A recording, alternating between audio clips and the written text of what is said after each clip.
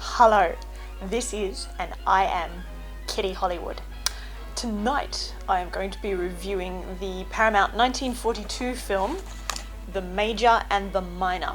This is a screwball romantic comedy involving an army major and a would-be 12-year-old girl. True. It's directed by Billy Wilder. It's written by Billy Wilder and Charles Brackett. It stars Ginger Rogers, Ray Milland, Rita Johnson, Diana Lynn, and Robert Benchley. It's fascinating. It's about a young woman who comes from a country town. She's gone to New York to try and make it big. Things haven't worked out for her. She's had 25 jobs over the course of the year and she is sick of it. She goes to travel back home again. She decides to dress as a 12-year-old girl to access the half fare. Hilarity ensues. It's such a strange subject matter for a romantic comedy, and you watch the film and you watch the army major, Ray Milland, being drawn to this 12-year-old girl and playing it dead straight the entire time, which is one of the reasons the film is such a success. There is never even a hint of a at all, which is absolutely crucial in my opinion. He's drawn to her because she's a woman. He's confused because she's a 12-year-old girl. She falls in love with him very rapidly, but she can't do anything about it because she's supposed to be a 12-year-old girl, and that would be weird. The more you watch it, the more you think, nah. And I've done that many times. And I'm just going to keep doing it every single time I watch it, really.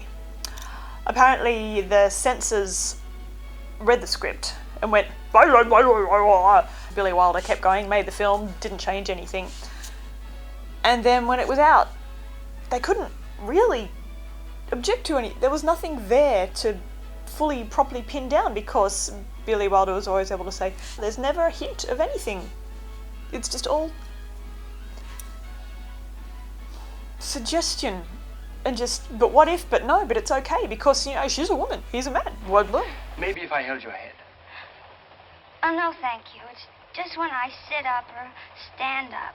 Well, then lie down, Charlie, quick. Come. Oh, well, thank you, but this is your bed, isn't it? Oh, well, that's all right. I have an upper here. I'll ring for the porter and have him make it up. Oh, no.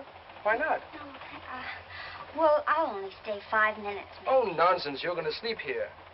How far are you going? Okay, well, I mean, you can't really pull off a film like this without being Billy Wilder, in my personal opinion.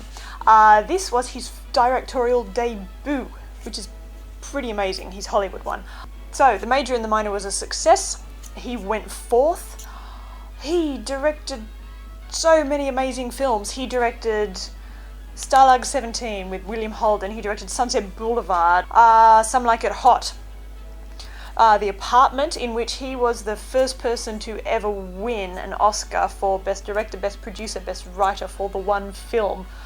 Billy Wilder has 21 Academy Award nominations to his name. Now, 8 of these are for Best Director, 12 of them are for writing, and 1 of them is for producing.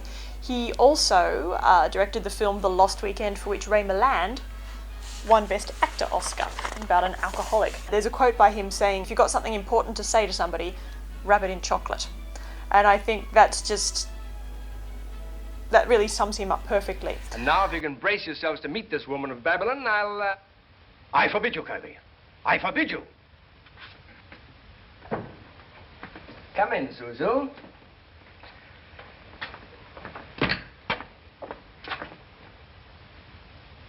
Oh, there are lots of people, Uncle Phil. No, don't be afraid, Charles. It's quite all right. They're very nice people, members of the faculty.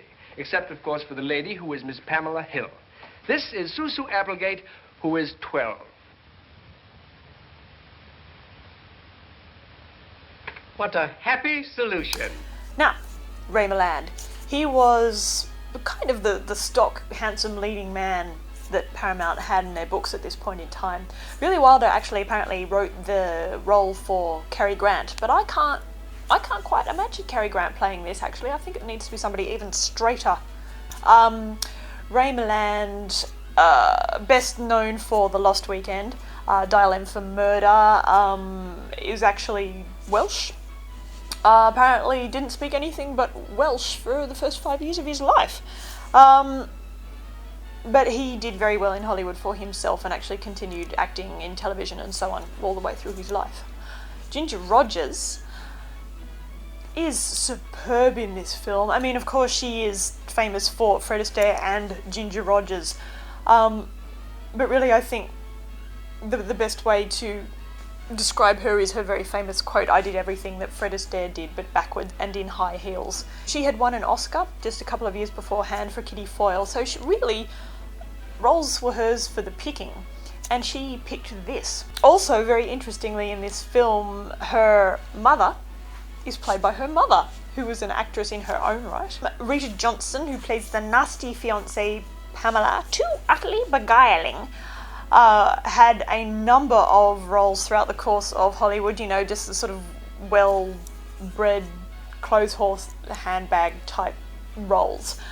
Diana Lynn, who plays her 12-year-old sister, was a child prodigy, apparently a brilliant pianist.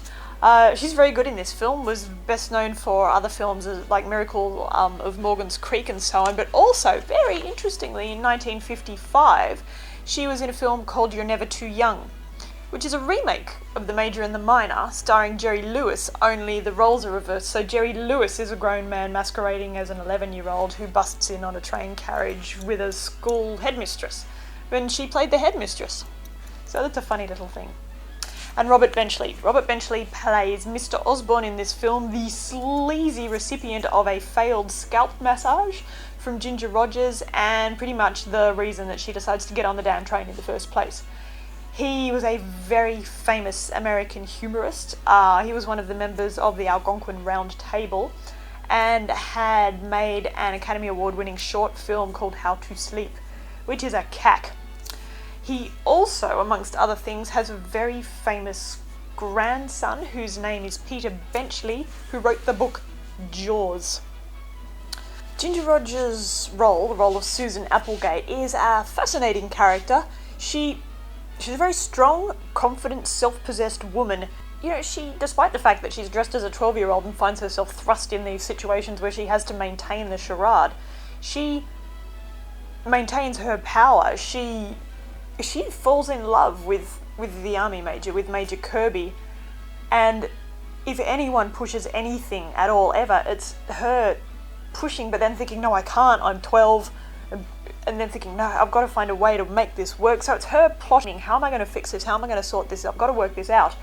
And she does that for the entire film, which makes her a really, really strong woman, and, you know, does some delightful stuff towards the end that I'm not going to talk about because just watch the film. But it's a great role for her. The film is peppered with absolutely brilliant witty one-liners. If your people are Swedish, suppose you say something in Swedish. I want to be alone. It's glorious. Watch the film. It's fascinating. You'll go, ooh. You'll say, ooh, oh, nah, it's funny. 10 out of 10.